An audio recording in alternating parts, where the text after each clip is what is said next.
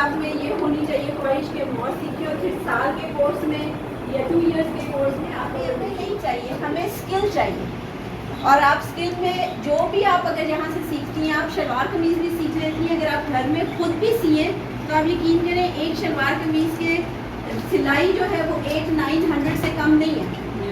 और one day घर में बैठकर अगर मिलता है, इससे आगे स्टडीज़ के लिए यूनिवर्सिटीज़ में और कॉलेज में अगर जाते हैं तो बड़ी कामयाब रहेगी। चलिए जी, थैंक यू वेरी मच, शुक्रिया।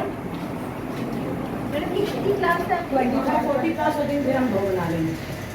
इन 2 दिनों में हम देख रहे हैं टीचर एक ही है ना, तो एक हमारी जो रेगुलर टीचर है फिर हम उसको भी बना लेंगे। ठीक है,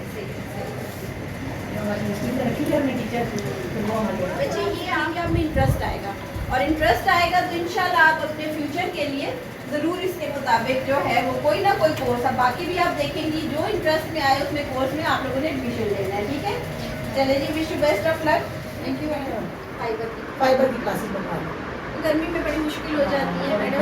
हाँ जी, ये वो फिर हम ड्रेस मेकिंग वगैरह ऊपर शिफ्ट करना है तो नीचे भी है एक्स्ट्रा। अब ना ज़रा फ़ोन करें सर। Yes,